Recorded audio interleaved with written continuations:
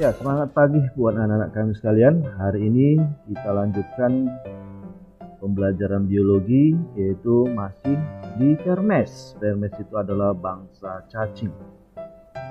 Termes sebelumnya sudah kita ulas Platyhelminthes, Nemathelminthes. Dan pada kesempatan hari ini kita ulas Annelida. Apa arti Annelida? Annelida itu dari kata annulus. Ya, mungkin istilah annulus sudah pernah kamu dengar waktu kita membahas tentang tumbuhan paku. Sel annulus yaitu sel yang berbentuk cincin, berperan dalam pengaturan pengeluaran spora. Itu pada tumbuhan paku ya. Nah, ini kan sudah kingdom Animalia, Annelida. Jadi Annelida adalah cacing berbentuk cincin. Loh, bagaimana cacing berbentuk cincin? Jika kita kumpulkan banyak cincin disusun secara vertikal, maka akan membentuk tabung silindris. Namun dia bersekat-sekat. Ya. Nah, jadi Annelida itu adalah cacing berbentuk cincin. Ya. Cacing yang bentuknya seperti susunan cincin. Oke, kita ingin tahu bagaimana hal yang perlu kita catat pada Annelida. Ya, oke. Nah, sesuai dengan namanya, Annelida adalah cacing gelang atau cacing berbentuk cincin. Maka kita bisa bayangkan tubuhnya itu bersegmen-segmen. Ya, kenapa? Karena susunan seperti susunan gelang atau susunan cincin. Ya, makanya disebut dengan tubuh bersegmen atau berruas-ruas dan disebut dengan istilah cacing gelang.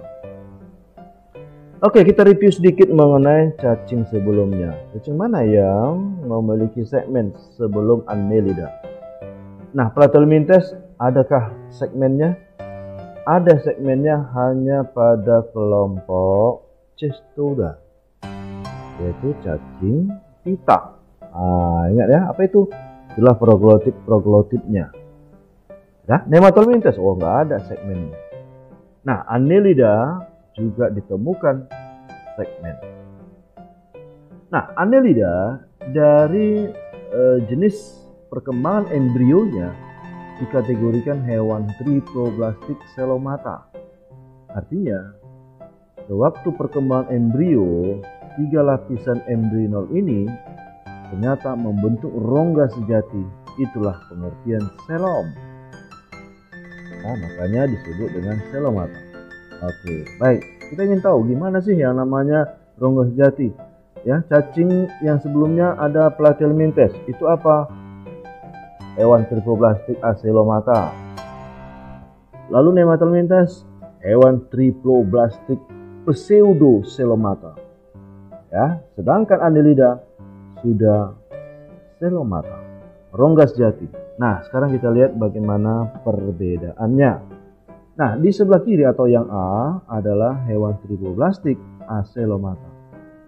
Nah, artinya tidak ada rongga. Oke. Nah, kita perhatikan ini ectoderm, ini mesoderm, ini endoderm. Ini apa? Usus. Mana rongganya? Nggak ada. Jangan dianggap ini sebagai rongga yang dimaksud dengan selom, bukan ya. Ini adalah ususnya. Oke, lalu yang pseudoselomata ada ectoderm, ada mesoderm, ya, ada endoderm. Di antara mesoderm dan endoderm ada xylem, ya. Namun xylemnya itu masih semu. Loh, kenapa dikatakan semu padahal udah ada rongga? Nah, yang dimaksud dengan perkembangan embrio ternyata xylem itu benar-benar hasil dari pembentukan di salah satu lapisan yang terdapat pada mesoderm. Nah, jadi ternyata ini sudah menunjukkan perbedaan dengan ini. Ini belum ada sama sekali, yang ini sudah ada ya. Jadi xylemnya di mana? Di antara endoderm dan mesoderm. Nah, bagaimana dengan selomata? Ada ectodermnya ada, ya, ada mesodermnya ada, ya, ada endodermnya ada. Ya, baik. Nah, yang mana endoderm? Bukan yang bentuknya seperti apa ya? bergerigi enggak ya? Nah, endodem itu pas bersinggungan dengan rongga usus. Nah, jadi mesodem itu yang ini ya, ini ya saya buat alat bantunya. Nah, ini ya. Oke, nih. Yang ini ini dia. Baru sampai kemari. Sampai kemari. Ini. Lalu sudah pastilah daerah ini. Ya. Ini adalah mesodem. Nah, lalu endodem sudah, lalu sama ada rongga ususnya. Nah, yang mana selomnya? Selomnya ternyata berada di antara mesodem. Itulah yang dinyatakan sejati. Kalau ini kan enggak ya. Oke, baik, sudah paham ya bagaimana perbedaannya. Oke. Kita teruskan. Nah, masih sekitar dari bagaimana tripoplastiknya. Nah, ini kaitannya dengan bagaimana anatominya ya, morfologi tubuhnya. Kita lihat ini ya. Nah, inilah yang dimaksud dengan saluran pencernaan itu. Nah, ini di tengah-tengah ya. Kemudian organ dalam ya. Lalu ada peritoneum atau bagian dari mesodem. Lalu ada selom. Nah, ini selomnya. Nah, selom itu pas berada di antara mesodem. Oke, muscle atau otot penggeraknya ya. Nah, itu juga bagian dari mesodem. Nah, kalau ectoderm di lapisan luar, nah itu kita ambil dari penampang tubuh, cacing selomata atau ada annelida. Oke, kita lanjutkan. Nah, ternyata annelida ini panjangnya bervariasi. Mulai dari 1 mm, bayangkan 1 mm, lalu bisa mencapai 3 meter. Wow. Ya, itu cacing atau ular, nah, gitu ya, 3 meter. Nah, di antara ruas terdapat sekat. Nah, kenapa ada sekat? Nah, itulah karena ada sekat inilah, makanya bentuknya kayak susunan cincin, susunan gelang, yang disebut dengan annulus, ya, dan itu disebut dengan istilah septa. Nah, lalu tiap septa atau tiap sekat ternyata ada pembuluh darah, ada ekskresinya, dan ada sistem saraf yang saling berhubungan dan menembus septa. Ya, jadi istilah lainnya di setiap septa itu ya, ternyata berhubungan antara pembuluh darah, sistem ekskresi, dan sistem saraf. Ya, dan saling berhubungan itulah yang disebut dengan istilah metameri. Jadi apa itu metameri? Adalah bagian dari sistem atau fisiologis dari cacing annelida yang terdapat pada tiap segmen dan saling berhubungan di antara septa atau segmen. Ya, oke, baik. Kemudian dia memiliki cairan pada rongga untuk pergerakan. Ya, cairan ini bukan untuk transportasi.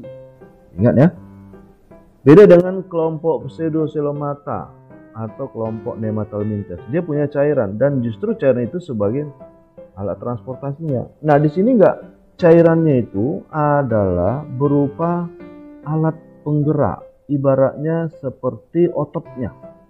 Ya, jadi memang ada otot, cuman karena ada cairan maka kontraksi otot itu membuat cairan bisa kembang kempis. Maka muncullah pergerakan. Ya, oke, baik. Kita teruskan bahwa dia juga memiliki otot melingkar, ya, itu namanya sirkular. Ya, melingkar, bayangkanlah otot yang mirip seperti cincin. Lalu ada otot yang memanjang, longitudinal. Nah, apa bedanya dari segi fungsinya? Ya, kalau dia otot memanjang berarti dia berupaya untuk merenggangkan, berarti dia bergerak ke depan. Ya kan? Kemudian bergantian, otot melingkar berarti memendekkan, berarti dia akan bergerak pindah tempat. Nah, jadi karena ada kolaborasi antara otot melingkar dan otot memanjang, maka dia bisa pindah tempat, bergerak. Dan dia tidak punya kaki ya. Jadi yang membuat dia bergerak adalah kontraksi otot sirkular longitudinal terhadap cairan pada tubuhnya, makanya dia bisa pindah tempat. Nah, lantas bagaimana dengan sistem pencernaan? Sistem pencernaannya sudah dilengkapi dengan adanya mulut, ada faring, ya, ada esofagus, lalu ada lambung, ada usus, dan ada anus. Ya, nah, ini yang paling utama ya, mulut, faring, esofagus, usus, dan anus. Nah ini ya, jadi kalau cacing sebelumnya gimana? Coba ingat kembali Platy helminthes, ada anusnya? Nggak ada, sederhana masih. Sudah, Nematolminthes, oh sudah ada anusnya. Sudah menunjukkan kesamaan dengan Annelida. Ya, oke, baik. Nah di sini bedanya kalau cacing Annelida sudah ada empedalnya, temboloknya, lambungnya juga. Kalau cacing sebelumnya belum ada, masih sederhana. Jadi 3 cacing yang paling tinggi derajat hidupnya sudah pastilah Annelida. Nah, apalagi ya kita lihat gambar seperti ini. Inilah dia. Ini mulut. Nah, inilah faringnya. Inilah esopagusnya. Dan inilah tembolok. Lalu ini empedal. Ya. Jadi ingat dulu istilah empedal pada ayam ya. Empedal ini kan pada ayam ya. Nah, sebelah tembolok baru masuk empedal. Tembolok ini kan fungsinya menyimpan makanan. Kalau empedal menghancurkan makanannya. Karena kan dia tidak punya gigi, berarti disinilah penghancuran makanan secara mekanis. Baru jumpa usus ya, sepanjang tubuhnya ini, dan akhirnya ampas keluar lewat anus. Ya, jadi sudah mulai meningkat tingkat kehidupan dari hewan sebelumnya yang kita bahas. Oke, lalu bagaimana dengan darahnya? Ada darah? Oh, sudah ada ya. Beda dengan cacing sebelumnya, belum ada darah. Ini sudah ada darah, dan darahnya pun sudah berwarna merah karena pengaruh hemoglobin di plasma darah. Ya, kalau kita mendengar istilah Hb berarti teringat dengan darah manusia, karena yang membuat darah itu merah adalah Hb. Namun bedanya, kalau Hb pada darah manusia itu di eritrosit, sementara pada cacing Annelida Hb-nya di plasma darah. Bukan eritrosit, karena dia belum ada eritrosit ini ya, maupun leukosit belum ada, trombosit juga belum ada. Oke, jadi darahnya ini masih sederhana walaupun dia itu merah. Oke, jika kamu nggak percaya, coba nanti jumpa cacing tanah ya. Nah, lantas coba kamu belah badannya, keluar warna apa? Merah. Itu menandakan ada hemoglobin di plasma darahnya. Lalu bagaimana dengan peredaran darah? Nah, adalah peredaran tertutup ya. Artinya aliran darah selalu di dalam pembuluh darah. Kenapa? Karena dia memiliki pembuluh darah yang sifatnya melingkar. Ya, karena tubuhnya kan seperti susunan cincin. Ya. Jadi ingat, peredaran tertutup itu adalah aliran darah yang selalu di dalam pembuluh darah. Itulah, saya udah pasti dia punya pembuluh darah. Ya, bagaimana pembuluh darah terbuka? Ini ya. Kalau kita kaitkan sebaliknya, kalau peredaran darah terbuka, bahwa aliran darahnya ini tidak selalu dalam pembuluh darah. Ya, artinya dari jantung langsung ke seluruh bagian tubuh tanpa ada pembuluh-pembuluh darah utama, bahkan pembuluh kapiler nggak ada. Ini ada, ini sudah ada. Ya, oke, jadi beda ya, tertutup dengan terbuka. Baik. Nah, sekarang kita telusuri bagaimana sistem saraf. Ya, sistem saraf. Sistem saraf masih sistem tangga tali. Ya, sistem tangga tali. Jadi kalau kita lihat Platy, Nema, ya, begitu juga dengan Annelida, ini juga sama ya, sistem tangga tali. Ya, berarti masih ada kesamaannya. Ya. Dan dia juga sudah punya ganglia otak. Ya, ganglia itu ibaratnya kayak kumpulan dari sel-sel saraf, ya, tapi dia itu mirip seperti otak. Otaknya itu belum sempurna seperti otak hewan tingkat tinggi lainnya. Ya, jauh sekali dibandingkan dengan otak manusia. Ya, nah, tapi di depan faring. Nah, jadi ganglia otaknya itu berada di depan faring. Nah, sekaligus kita lihat bagaimana sistem saraf pada cacing tanah terlihat pada gambar. Nah, kenapa dikatakan dengan sistem tangga tali? Nah, kita lihat mirip kayak seperti tangga. Ada saraf yang melintang, gitu ya.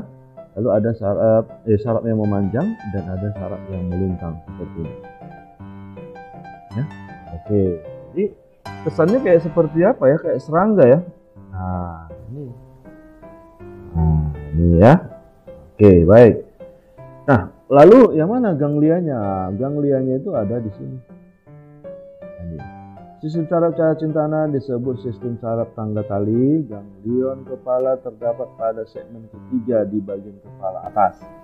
Bedanya pada serangga terdapat dua benang saraf yang membujur di sepanjang tubuhnya, sedangkan pada cacing tanah terdapat satu benang saraf yang terletak di poros tubuhnya. Ini tadi. Ya, kalau pada serangga memang dia dua, ya, sama seperti planaria. Dia dua ya, dua. Ada apa namanya itu otaknya, ganglianya yang masing-masing menjulurkan. Lalu ada saraf yang melintang, akan mirip kayak tangga. Ini juga mirip seperti tangga ya. Cuman bedanya cuma satu yang berada di tengah-tengah poros tubuhnya yang memanjang. Baik. Nah, sekarang kita telusuri bagaimana dengan proses pengeluarannya atau sistem ekskresi. Disebut dengan nephridia. Ya, nephridia ini alat untuk mengeluarkan zat sisa dalam bentuk cair ya, jangan salah. Ya, kalau dalam bentuk padat itu adalah lewat anus, ampas makanan. Kalau dia nephridia khusus mengeluarkan zat cair. Kalau pada manusia ibaratnya seperti ginjal yang berperan sebagai penyaring darah untuk mengeluarkan urin. Nah, pada cacing annelida istilahnya disebut nephridia atau dikenal juga metanephridium, sama ya. Lalu terdapat di mana? Terdapat pada tiap segmen loh. Hampir di semua segmen kecuali 3 ruas depan, berarti bagian ujung atau dekat dengan kepala ya. Nah di situ terdapat ganglion otak, itu tidak ada. Dan satu ruas terakhir, artinya di situ adalah untuk anusnya.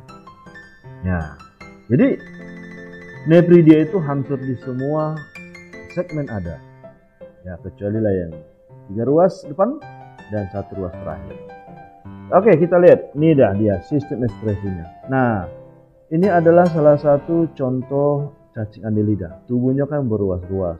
Inilah septanya, sekatnya. Nah, ternyata ini adalah alat ekskresinya, kan gitu ya. Nah, kalau ujungnya ini lubang pengeluarannya nephridiopor. Udah? Lalu untuk proses penyaringan diawali dengan cairan masuk melalui nephrostom. Ya, nephrostom ini, nah ini biasanya dilengkapi dengan silia dengan tujuan bergetar dia menyebabkan cairan tubuh ya dari selomnya ya, akan masuk cairannya. Dan selanjutnya dia akan menuju pembuluh yang bergelung, yang gitu ya. Nah, di sinilah tempat menyerap kembali zat-zat yang masih berguna. Proses penyaringan ya, makanya ada kontak dengan jaringan kerja kapiler. Nah, yang kerja kapiler itu adalah yang halus ya. Yang agak besar itu adalah bagian dari alat ekskresi. Oke. Dan selanjutnya akan menuju ke pembuluh yang lebih besar. Ini ibaratnya pengumpul. Udah terkumpul di sini, lalu akan keluar lewat nephridiopor. Jadi ternyata di setiap segmen ada. Nah, yang uniknya bahwa nephrostom itu berada pada sekat tetangganya, bukan di sini, ya. Nah, memang di sini ada sekat, ada nephrostomnya, tapi nephrostom untuk sekat berikutnya, gitu. Ya, jadi itulah istilahnya bahwa sistem ekskresi ternyata korelasi atau kerjasama dengan di segmen sebelumnya atau sesudahnya. Ya, oke, baik. Nah, itu sistem ekskresi nephridia ya, atau metanephridium, sama ya. Kita teruskan. Habitat. Bagaimana habitat? Ya, ini berada di dasar laut, ada biar tawar juga ada di tanah dan tempat lembab. Ya, mungkin kamu bisa menyebut apa sih contoh annelida yang sering kita jumpai. Nah, ternyata nggak jauh dari kegiatan kita. Ya, seperti cacing tanah. Oke. Lalu apalagi yang sering kita jumpa? Ada lintah, ada pacet, ya kan? Itu yang sering kita jumpai di sekitar kita. Jadi biar tahu, oh itu adalah cacing annelida. Oke. Lalu bagaimana reproduksi untuk melestarikan jenisnya? Adalah seksual. Ya, hubungan seksual. Berarti ada dong yang aseksual. Nah, dia ada juga aseksual, yaitu ya, ketika misalnya putus tubuhnya, nah memang ada kemampuan dia untuk membentuk individu baru, atau istilahnya autogami, ya, memotongkan diri, lalu potongannya bisa membentuk individu baru. Namun secara umumnya dia adalah seksual. Nah, ternyata dia hermafrodit. Oke, dia memiliki dua jenis alat reproduksi yang berbeda ya. Nah, atau disebut juga terpisah ya. Ada juga annelida ini yang kebalikan dari hermafrodit, terpisah. Itulah namanya gonokoris. Artinya dalam satu individu hanya satu alat kelaminnya. Ya, layaknya seperti manusia lah. Manusia kan cuma satu alat kelaminnya. Makanya ya bisa juga kita disebut istilahnya gonokoris, bukan hermafrodit. Ya, oke ya, jantan atau betina. Baik. Nah, sekarang kita lihat dulu. Ternyata annelida ini memiliki saeta atau rambut. Ingat ya, saeta itu artinya rambut, dan itu pula sebagai dasar klasifikasi cacing annelida. Yang mana sih saetanya? Saetanya itu ada di sini. Nih. Nah, inilah saetanya. Inilah rambutnya. Nah, ini kebetulan salah satu contoh dari kelompok annelida. Oke, nah ada istilah metameri, ruas tubuh yang saling berkoordinasi. Oke, lalu di sini ada matanya, lalu ada prostomium atau ujung dari posterior. Ya, nah, baik. Kemudian ada peristomium, ada mulut prostomium, ada mulut, ya. Oke. Lalu ini parapodia. Ya, apa itu parapodia? Parapodia ini adalah seperti alat dayungnya. Jadi biasanya parapodia ini dimiliki oleh cacing annelida yang hidup di air. Jadi mirip kayak dayungnya. Nah, alat gerak dan juga sebagai alat bantu pernapasan. Ya, cacing mana yang punya parapodia nanti akan kita ulas pada sistem klasifikasinya. Yang jelas kita udah mulai kenal dulu apa itu parapodia, apa itu saeta. Ya, nah ada pygidium, ya, ini berperan untuk apa istilahnya, untuk melindungi diri. Artinya dia bisa membenamkan diri, misalnya jumpa pasir, dia bisa akan berondok, ya, menggali. Ya, oke. Nah, lantas ya, jadi kalau kita lihat morfologi ya serta anatomi dari annelida, nah seperti inilah dia. Oke, lalu kalau dari luar ada kutikul, ya. Nah, untuk apa ini gunanya? Untuk mencegah penguapan. Ya, cacing ini kan tubuhnya kan berlendir. Loh, kok bisa? Apa kegunaan lendir? Kegunaan lendir itu selain membantu pergerakan, ya, dan juga dia sebagai alat bantu untuk bisa proses difusi oksigen CO2. Ya, jadi perlu kutikula untuk mencegah penguapan. Oke. Lalu ada circular muscle, ini adalah berhubungan dengan peredaran darah di otot. Ya. Oke. Circular itu adalah otot yang sirkular, ya, melingkar. Kalau ini memanjang. Ya. Lalu ini adalah pembuluh darah dorsal punggung. Lalu ini adalah ususnya. Dah. Lalu ini nephrostomy. Ingat nephrostomy tadi apa tadi? Itu adalah masuknya cairan, ya, ke alat ekskresi, ya. Ada ventral vessel atau pembuluh darah bagian perut. Ya, lalu di sini adalah, ya, ini adalah bagian dari sarafnya. Oke, ini bentuknya seperti tangga tali. Cuman sarafnya dari ganglia satu yang membujur ke bagian belakang, posterior. Ya, lantas ini setanya. Ini setanya, apa itu? Rambutnya ya. Nah, inilah metanephridiumnya.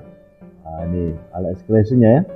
Oke, jadi cacingnya, ya inilah bentuk tubuh cacingnya. Oke, nah ini mulutnya, nah, ini ganglianya, ini faringnya, ini pumping vessel, ibaratnya kayak jantungnya. Kalau jantung sebenarnya belum ada, dia hanya berupa jantung pembuluh, ya jantung pembuluh. Nah, ini kropnya atau temboloknya, ya ini empedalnya atau gijarnya, lalu ada usus. Nah inilah pembuluh darahnya itu, yang bentuknya kayak seperti cincin. Makanya dibilang pembuluh darah tertutup, ya. Baik, jadi rasa sudah memahami bagaimana anatomi dari Annelida. Nah sekarang kita masuk klasifikasi Annelida. Pembagiannya berdasarkan banyaknya seta, ya, banyaknya rambut. Nah ada poliseta, jadi dari namanya terus tahu kita adalah Annelida berambut banyak, ya, jadi gampang diingat ya.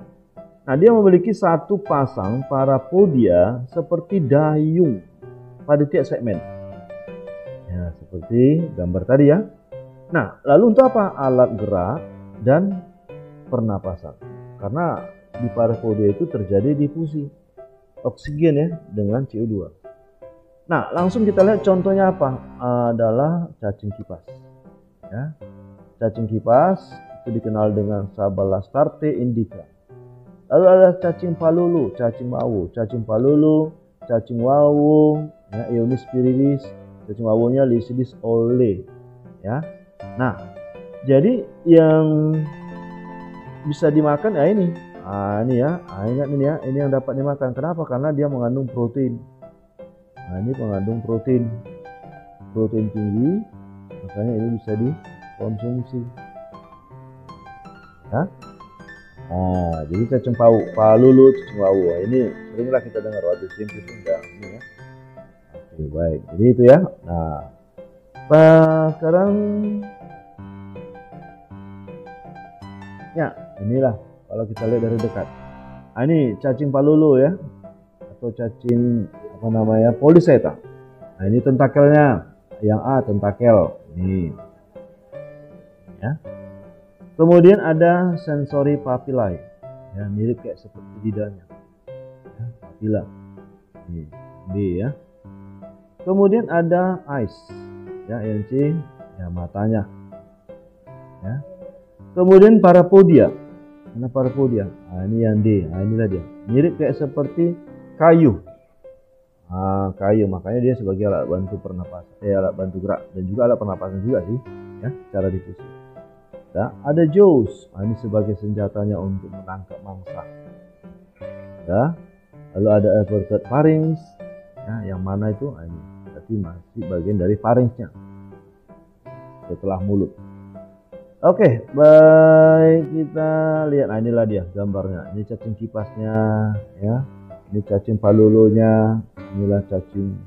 Ini cacing palulu ya, ini cacing wawu, ya. Nah, oke, baik. Nah sekarang kita ingin mau lihat dulu gimana cacing kelompok Poliseta.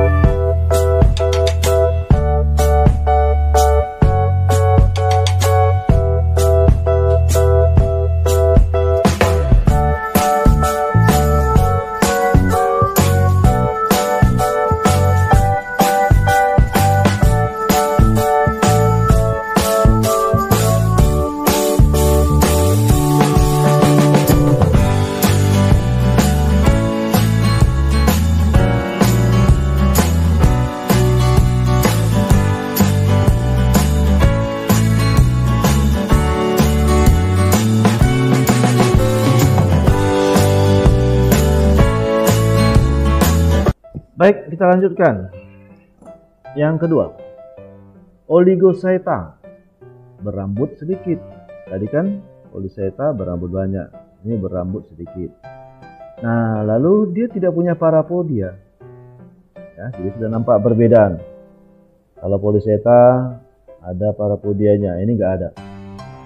Nah, lalu dia memakan tanah saat menggali tanah. Ya, bisa kamu tebak cacing apa ini? Ya, yaitu cacing tanah. Nah, lantas dia punya kelenjar kapur pada paring.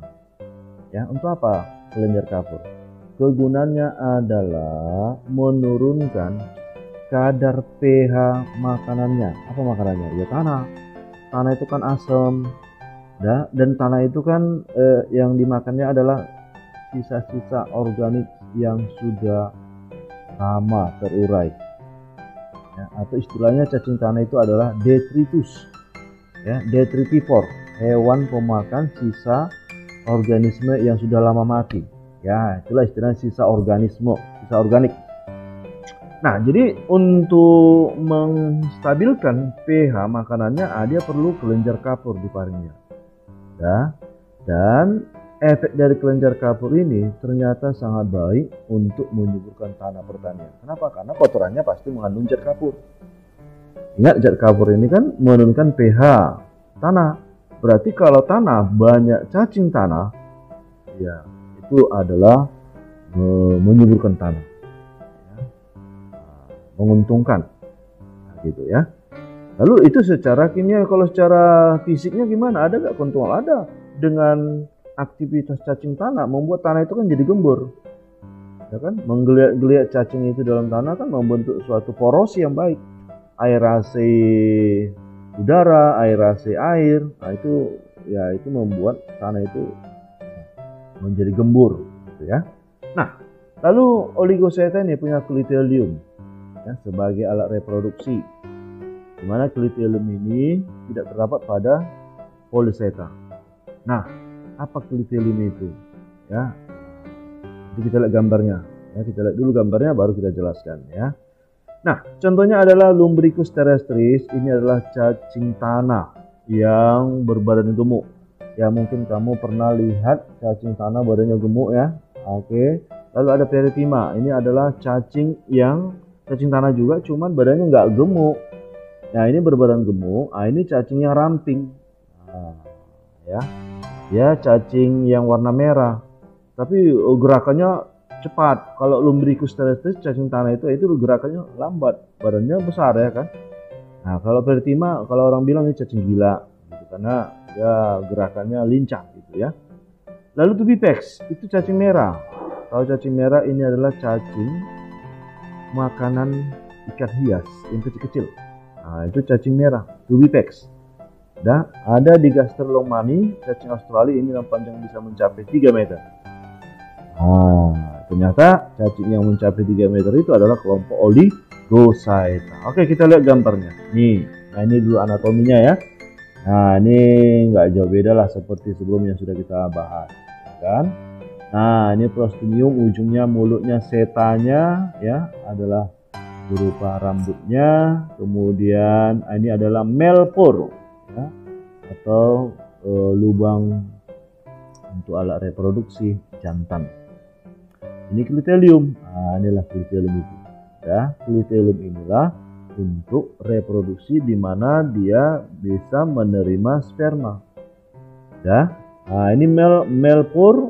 Nah, ini klitelium gunanya adalah untuk menerima sperma sehingga terjadi fertilisasi, maka terbentuk telur, dan telurnya itu bukan keluar dari sini.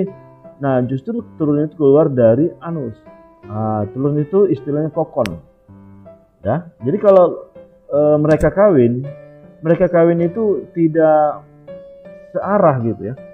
Jadi bayangkanlah ini melpor, ya, ini klitelium untuk menerima sperma masuk, berarti dia nggak bisa kawin sendiri, tetap melibatkan dua individu, cuman posisinya sudah tidak sesuai lagi. Ya, ini kan kepala, ini ekor. Nah, pasangan satu lagi justru terbalik. Justru di sini adalah kepala, di sini ekor. Nanti kita lihat gambarnya. Jadi kalau istilahnya, ya, terbaliklah mereka, ya. Nah, kalau dari segi angka 69 gitu ya. Baik. Nah, lantas kita lihat, inilah gambar cacing tanah itu. Nah, inilah gambar cacing tanah itu yang berbadan gemuk. Kemudian, nah inilah cacing yang sedang kawin. Nah, ada nampak warna putih, itu adalah spermanya. Nah, ketika hendak kawin, nah mereka kan bertolak belakang kan. Nah, ini bagian dari anterior, ini posteriornya. Lalu yang ini anteriornya, ini posteriornya. Mana klitelium? Nah, ini kliteliumnya. Nah, klitelium itu agak beda ruas, agak lebih besar. Ya. Nah, ini juga. Jadi di sini kan ada melpornya. Nah, ini misalnya ini ya. Nah, ini melpornya. Melpornya inilah nanti menyalurkan spermanya di klitelium. Hal yang sama juga, ini juga menyalurkan spermanya di klitelium. Ya, berarti take and give. Ya. Nah, jadi seperti ini proses perkawinan dari cacing tanah yang punya klitelium ya. Oke, baik. Nah, ini cacing merah, Tubipex, yang dijadikan sebagai makanan ikan hias. Inilah di gaster longmani yang cacingnya besar, bahkan bisa mencapai 3 meter. Nah, kemudian kita lihat dulu bagaimana cacing Oligoseta. Cacing tanah adalah cacing berbentuk tabung dan tersegmentasi dalam filum Annelida. Mereka umumnya ditemukan hidup di tanah, memakan bahan organik hidup dan mati. Sistem pencernaan berjalan melalui panjang tubuhnya. Cacing tanah melakukan respirasi melalui kulitnya. Cacing tanah memiliki sistem transportasi ganda terdiri dari cairan selom yang bergerak dalam selom yang berisi cairan dan sistem peredaran darah tertutup sederhana. Memiliki sistem saraf pusat dan perifer. Sistem saraf pusat terdiri dari 2 ganglia atas mulut, 1 di kedua sisi, terhubung ke tali saraf berlari kembali sepanjang-panjangnya ke neuron motor dan sel-sel sensorik di setiap segmen. Sejumlah besar kemoreseptor terkonsentrasi di dekat mulutnya. Otot melingkar dan longitudinal di pinggiran setiap segmen memungkinkan cacing untuk bergerak. Set yang sama otot garis usus, dan tindakan mereka memindahkan makanan mencerna menuju anus cacing. Cacing tanah adalah hermafrodit, masing-masing individu membawa kedua organ seks pria dan wanita. Mereka tidak memiliki kerangka internal atau eksoskeleton, tetapi mempertahankan struktur mereka dengan ruang culom cairan yang berfungsi sebagai rangka hidrostatik. Cacing tanah jenis Lumbricus mempunyai bentuk tubuh pipih. Jumlah segmen yang dimiliki sekitar 90-195 dan klitelium yang terletak pada segmen 27-32. Biasanya jenis ini kalah bersaing dengan jenis yang lain sehingga tubuhnya lebih kecil. Tetapi bila diternakan besar tubuhnya bisa menyamai atau melebihi jenis lain. Nah, sekarang kita lanjutkan yang terakhir atau yang ketiga dari kelompok Annelida, yaitu Hirudinea. Ya, dari kata hirudin. Apa arti hirudin nanti akan kita tahu ya. Nah, hirudin justru sebaliknya dibandingkan 2 kelas sebelumnya. Ya, ada seta, ini tidak ada. Ini tidak ada seta, tidak ada rambut, bahkan parapodia pun tidak ada. Ya, berarti kesimpulannya yang punya parapodia cuman Polyseta. Ya, Oligoseta nggak ada parapodia tadi kan. Oke, jadi gampang dilihat perbedaannya lagi. Lalu segmentasi hanya pada bagian luar tubuh. Maksudnya apa ya? Nah, tadi kan kita membahas bahwa Annelida ini kan memiliki segmen-segmen. Nah, ternyata untuk Hirudinea ini agak beda. Segmentasinya hanya di bagian luar. Kalau dalamnya sudah satu bagian lah. Gitu. Jadi ibaratnya seperti ruang aula. Nah, di dalamnya sekatnya nggak ada lagi. Nah, ini seperti itu aja. Nah, panjangnya bisa mencapai 30 cm. 1 sampai 30 cm. Dan cacing Hirudinea ini memiliki alat pengisap pada ujung posterior atau bagian belakang ya, dan anterior berarti atas dan bawah atau kepala maupun ekor ternyata punya sucker, alat pengisap. Untuk apa? Bergerak dan menempel. Ya. Lalu ada yang bersifat ektoparasit di permukaan tubuh inangnya. Ya, jadi bisa kamu tebak apa contoh hirudinnya ini ya. Nah, ternyata cacing ini itulah yang sering kita kenal adalah pacet ya. Nah, pacet maupun lintah ini kan memiliki kemampuan mengisap. Kenapa? Karena ada alat isapnya. Di mana? Nah, pada rahangnya terdapat anestetik. Anestetik yaitu penghilang rasa sakit. Makanya kalau kita digigit pacet, gigit lintah, ada kau rasakan? Tidak ada.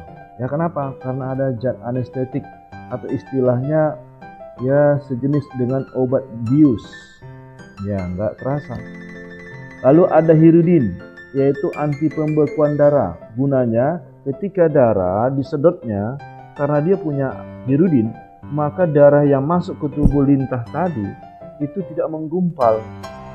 Ya, tidak menggumpal, bahkan darah itu tetap cair di tubuhnya. Makanya dia bisa tahan puasa selama 1,5 tahun. Jadi ketika lintah itu menghisap darah manusia, dia bisa enjoy ya puasa selama 1,5 tahun. Ya, jadi kalau kita gigit lintah maupun pacet ya itulah nggak terasa kan. Ketika misalnya sudah kenyang dia lepas, barulah mulai nggak terasa. Ya, oke. Dan dengan adanya kemampuan cacing ini bisa dijadikan sebagai ya obat kesehatan ya, kesehatan juga ya. Mengisap darah-darah yang ya, kata istilahnya darah kotor lah ya. Oke, baik. Nah, sekarang kita lihat dulu morfologi tubuhnya. Nah, ini ya. Ini kalau kita lihat gambarnya ini adalah pacet ya, ataupun lintah ya.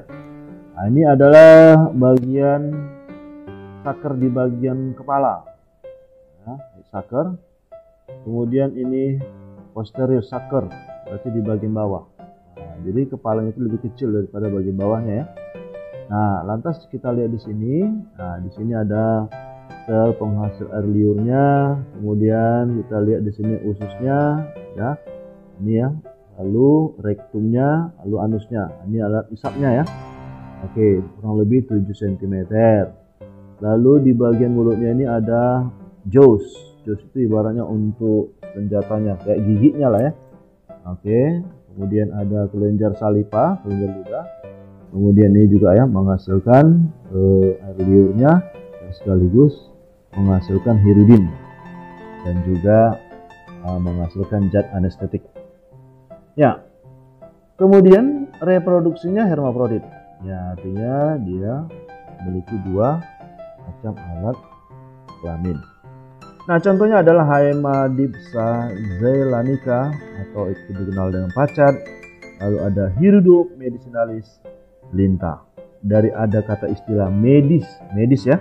Ternyata lintah ini bisa dijadikan sebagai bagian dari medis, pengobatan. Ya, mungkin kamu pernah dengar manfaat lintah untuk kesehatan. Ya, oke. Nah, itu ya. Nah, sekarang kita lihat gambarnya. Inilah pacat itu. Nah, jadi kalau kamu misalnya jalan-jalan ke tempat rawa-rawa yang banyak ya daun-daunan, ya, sering kita jumpai ya hewan seperti ini. Inilah pacat. Ya. Jadi dia bisa berjalan cepat dengan ada alat isap dan tidak jatuh. Kalau bidang yang dia lalui adalah bidang miring. Nah, ya. Kemudian ini adalah Hirudo medicinalis lintah. Nah, jadi kayak satu sisi memang hampir sama badannya. Jadi bedanya ini agak kurusan pacetnya ya. Kalau yang lintah itu dia lebih gemuk, lebih besar. Ya. Oke. Nah, sekarang kita mau tahu dulu bagaimana aktivitas lintah.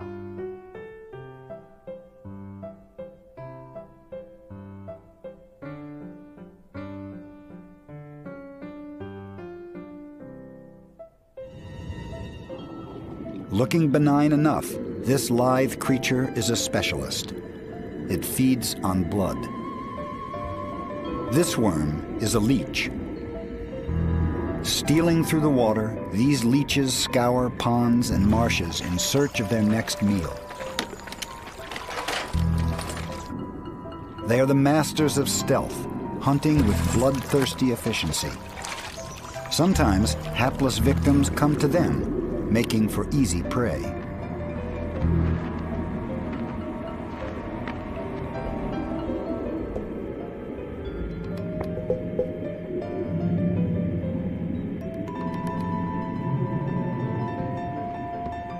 Creeping around its victim without being detected, the leech probes for a soft, blood-rich spot to latch onto.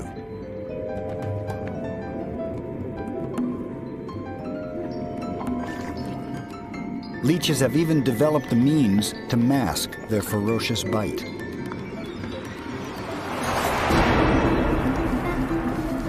The bloodsuckers have an anesthetic that they inject into their victims that allows them to suck the blood without being noticed. That's a very effective way of feeding.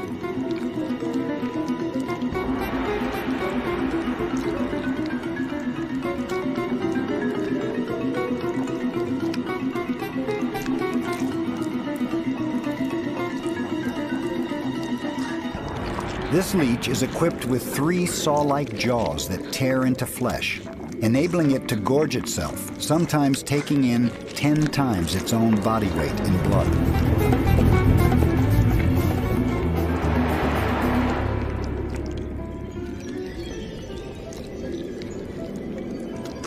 Given time, the once graceful leech becomes so engorged it can barely even crawl away. It can now go several months without another feeding.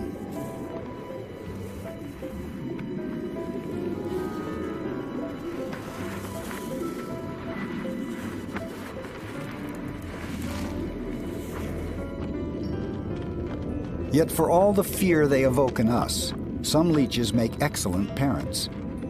This one is brooding a litter of over 20 offspring, nestled in a special underside patch.